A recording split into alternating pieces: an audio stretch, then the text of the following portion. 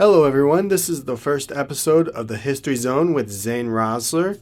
I am the eponymous Zane Rosler, and for our first episode, I wanted to talk about D-Day. As of the recording of this podcast, it is June 6th, the 82nd anniversary of the storming of Normandy, and I thought I would read about it, and there are a lot of things I didn't expect to see as an American. And as someone who went to public school in South Carolina, we did learn about D-Day. We saw in many pop cultural references, people storming Omaha Beach in Utah, but mostly Omaha.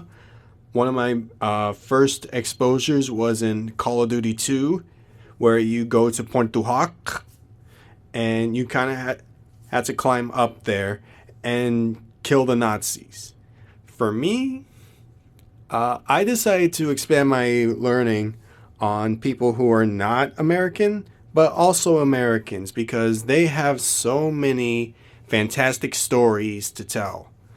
One thing that is needed to do is to set the stage of what was happening in France at the time, because the French people and the French resistance, which should be another episode, they helped make Normandy possible. Now, in 1940, the Nazis invaded France, and in the northern part, they had the German-occupied territory, and in the southern part, they had Vichy France, run by Philippe Pétain, a hero from the First World War who was a fascist collaborator. And one thing about the French people in general, most of them hated the Nazi occupation. They wanted to see it fall. They were hoping one day that the Allies would come in and invade. And the Allies knew this. The British, aka the Special Service, the Special Operations Executive, and for the United States, the OSS, the Operational Special Services. They were basically the spy networks throughout France and Europe that actually helped the French fight against the Germans in the most clandestine ways. A lot of sabotage. They would parachute in weapons and equipment, and they would even send radio signals over illegal frequencies in Nazi Germany. The French also had to get creative with how they helped the spy services with the Allies. One way I remember reading about is that one spy, I forget his name, in France, and especially the Normandy area, he knew a woman who did laundry for the German soldiers. And she would tell him everything she could about their uniforms, their ranks, the unit numbers, and who the soldiers are. And especially who the officers are, so that they would get intel. And when June 1st came around, a lot of people in the French resistance were giving signals on when to start small-scale sabotage. They wanted sabotage like destroying their gas stations, disrupting rail lines, and ammo supplies. They wanted to be large enough to where it would have an impact on the Nazi army, but not so big to where the Nazis would start punishing civilians, which is definitely what they were known to do, and sometimes even directly ordered to do so. And while the French were developing intelligence to help the Allies, they were creating bad intelligence for the Nazis. And one of the most famous instances is to make the Nazis think that they were going to start an invasion in Calais. Now, for those of you who need to know, Calais is the closest France comes to southern England, right next to Dover. And what the Allies did is they created this fake army right near Calais. They had these blow-up style tanks, fake soldiers, and they were seemingly to perform drills in the area, just to make sure that the Germans would think that they were going to invade in Calais and not their real target, which was Normandy.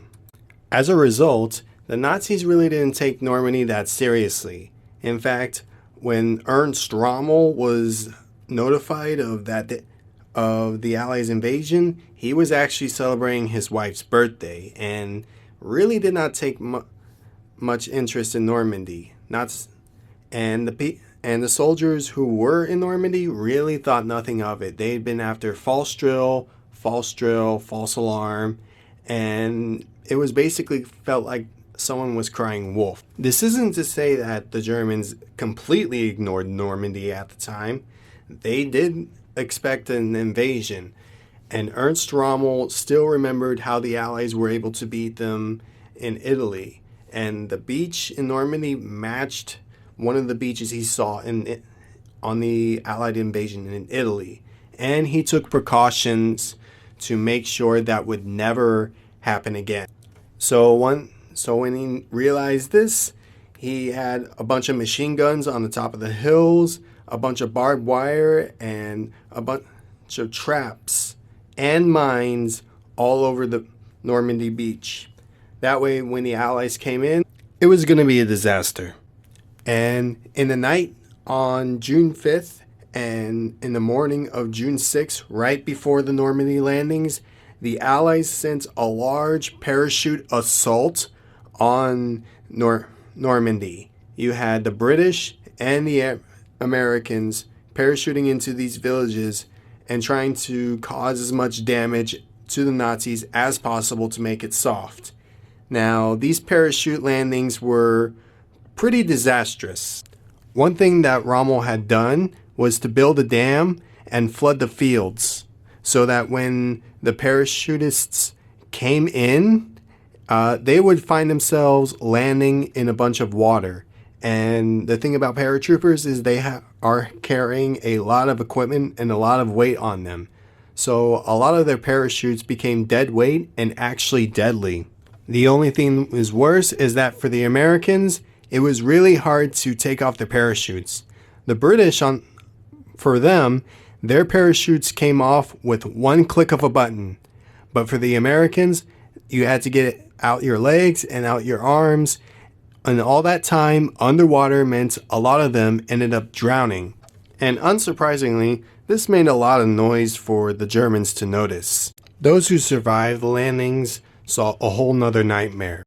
Because they were parachuting at night in a cloudy sky, a lot of them got separated from their comrades, which made them pretty easy for the Germans to hunt down. Some of them were able to find shelter among French sympathizers. Others, unfortunately, were captured by the Germans. One American officer actually had to beg for mercy, to which the Nazi officers decided to keep him as a prisoner of war. All that does not even compare to the disaster that would happen after 6 a.m. that morning. As they made their way across the English channels, doom was looming in the future of the Allies. On their ships the day before, they had this giant banquet. They ate as much as possible as a way to boost morale. Unfortunately, this would bite them in the butt for reasons later. Once they got into the amphibious and hit the beaches, the Germans were waiting, and the machine guns pretty much tore them apart. These were MG-42 machine guns, aka Hitler's buzzsaw. They had extremely fast fire rate and devastating damage. And since they were all packed into these amphibious landers, they were pretty easy targets to fire at. Not to mention, a lot of them were vomiting because they had full stomachs from that meal they ate on the rough waters of the Normandy beaches, which really took down the morale. As these soldiers were puking and being shot at, some of them decided to jump over the edge, which, like the parachutists on the morning before, a lot of them were being weighed down by their equipment, so they had to lose it if they had any chance of survival. Fortunately, the water proved as sort of a natural shield that gave them a little time to at least reach the beaches. But once they reached the beaches, there were whole other nightmares coming for them. Omaha Beach was a total death trap. If getting shot at by MG-42s wasn't bad enough, you also had to deal with German artillery.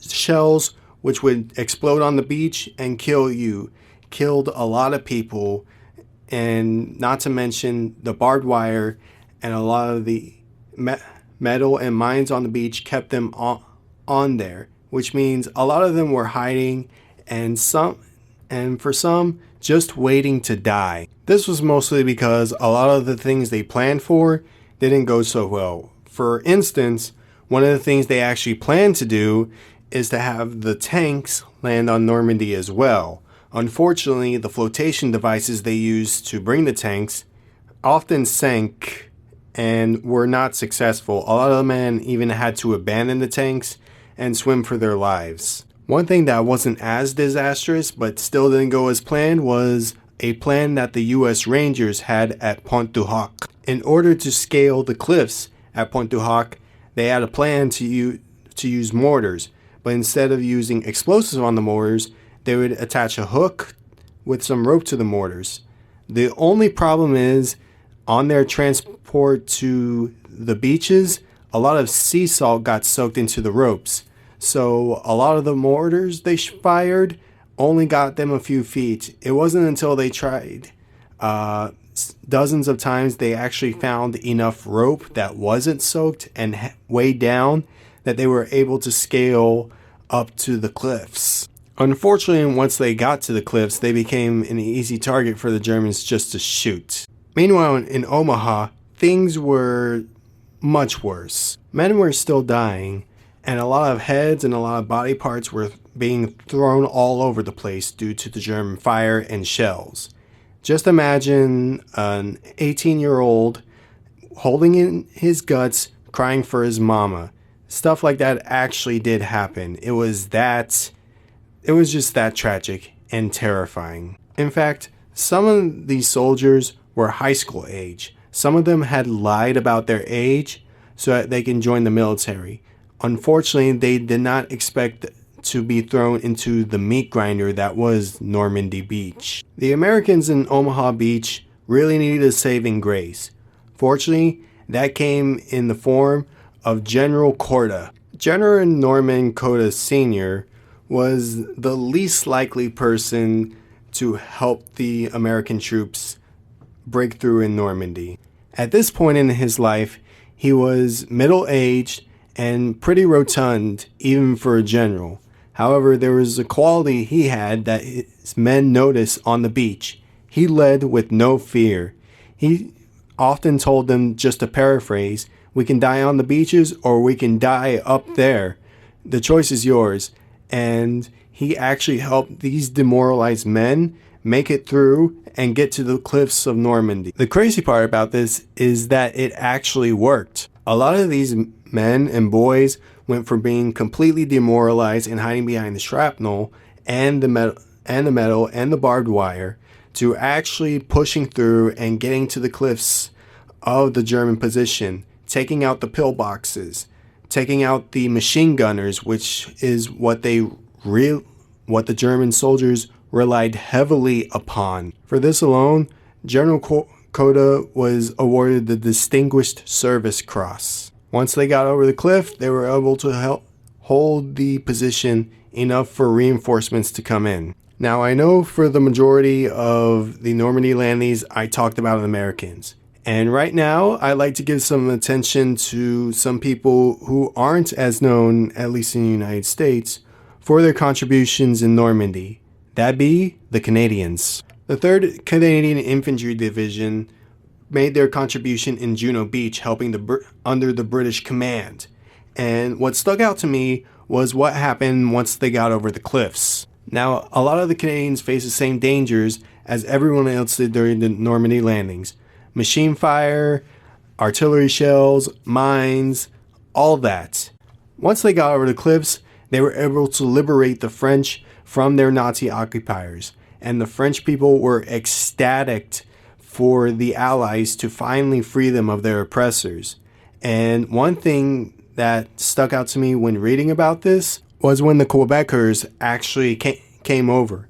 They started speaking French to these Frenchmen, and the French people were delighted that their cousins over the Atlantic had come to save them. In fact, in one of the books I read, it was the second best thing behind their own military coming to liberate them from the Nazis. And that is where our story for D-Day will wrap for today. The one thing I want to drive home about the Normandy landings for this episode was just how awful they were. The fact that anyone made it out alive is a miracle unto itself. And the fact that a lot of people have romanticized the Normandy landings, how brave these men were. But what they forget is that more than half of the people who landed there died in very gruesome ways. Of course, these landings helped pave the way for the Allies to finally liberate Europe from the Nazis, but we always need to remember the sacrifices that had to be made, and the fact that these sacrifices were made so that we can at least live in a world where they didn't have to be made another time. And that will wrap up our episode for today. Thank you for listening. I hope you enjoyed, and I hope to see you next time for our next episode. The History Zone with Zane Rossler was a production made possible thanks to the studio provided by the Richland Library downtown. This is a South Carolina-based